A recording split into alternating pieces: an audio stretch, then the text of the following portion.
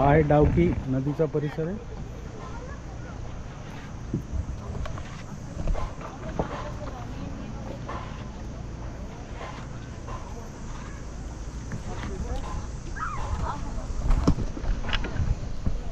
काही नाही.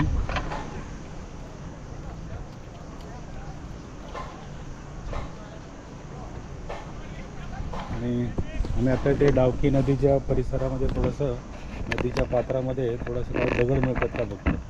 आणि इथे वेगवेगळ्या प्रकारचे रंगीबेरंगी पण आहेत थोडेफार, साधे सुधे पण आहेत. पण त्याच्यातून काय वेगळं मिळतं का बघतो.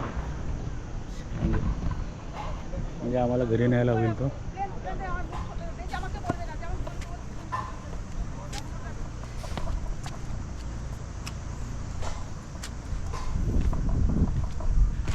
वेगवेगळं दगडांची झीज झालेली आहे इथे, त्याच्यामुळे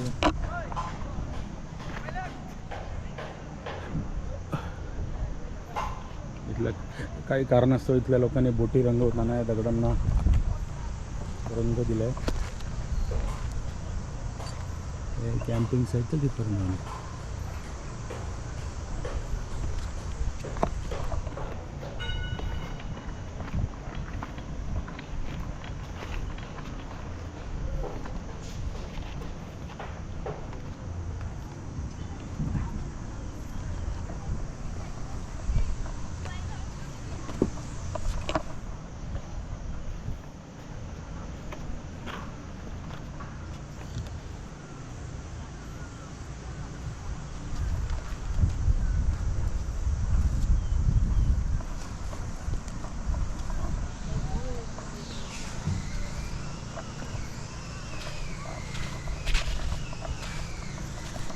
मध्येच काही कॅम्पिंग साईट टाकल्या तिथे नाही.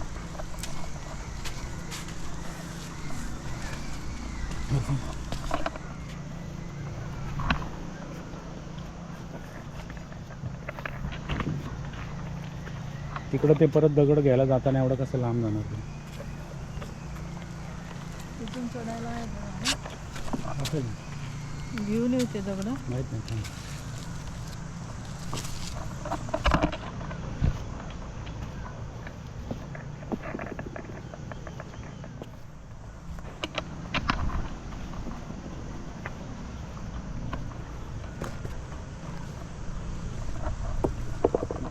हे अशा प्रकारचे काही दगड आहेत, यांच्यावरती जे डिझाईन आहे ते वेगळं आहे, इतर दगडांसारखं नाही आहे. हा त्याची शेजारी हा कॉमन दगड आहे साधा, किंवा हा पण साधा आहे. हा एक वेगळ्या डिझाईनचा दगड आहे. इथे काय असेल आपल्याला नाही माहिती. हा एक वेगळा आहे मोठा.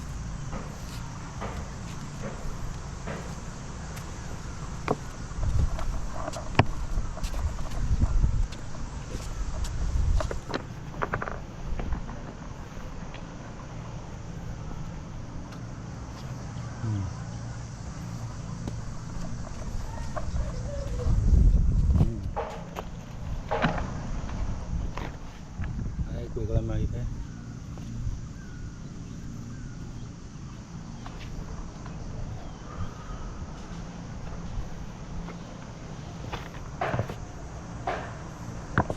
ते नदीचं पात्र आहे इथं.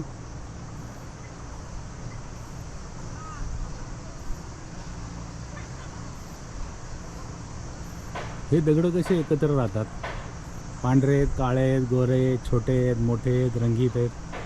माणसांनाच काय त्रास होतो काय कळत नाही.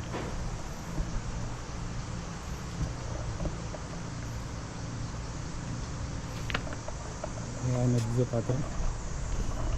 डावकी नदी पलीकडे राहिली, तिथं कदाचित असं नाही फिरतायत. आम्हाला सजेस्ट केल्याप्रमाणे आम्ही इथं आलो. डावकी नदी मागच्या वर्षी आम्ही गेलो होतो, यावर्षी इकडे आलो.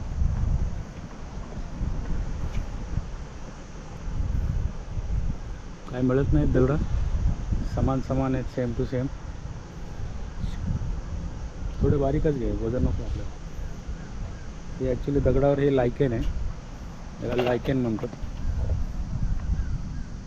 दगड फूल किंवा लायकेन ते पण इथं पण आहे. पावसाळ्यात हे म्हणजे त्याला पाणी मिळून हे मोठं मोठं होत जातं. एरवी ते आता वाढलं आहे.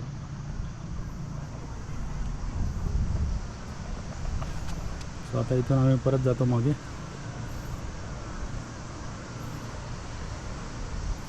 परत इथं जो दगड आहे त्याच्याकडं परत जावं असं वाटतंय मला, कारण ते वेगळं होतं काहीतरी.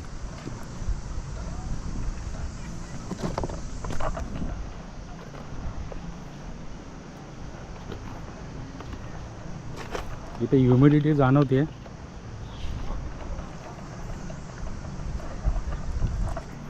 तर जरा जास्त लायकेन तिथे जातो. लायकेन काही इथंच नाही, आपल्या इथेही असतात, दगडांवरती येतात ते. शेवाळ किंवा बुरशीचा प्रकार येतो. इथे ते आहेत. आत्ता पडता पडता वाचलो मी. हा आहे ते नदीचं पात्र, हा आहे परिसर. तिथे हँगिंग ब्रिज दिसतोय.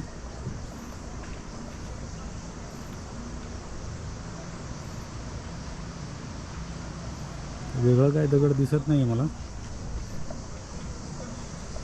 आता मी पण जातो परत.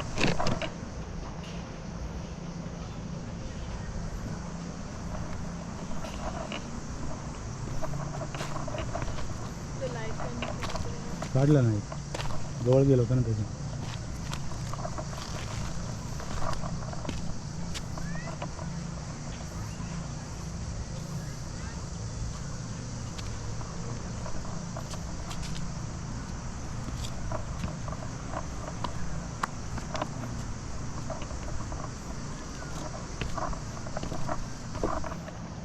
आता व्हिडिओ थोडा बंद करतो मी. आता इथं आहे.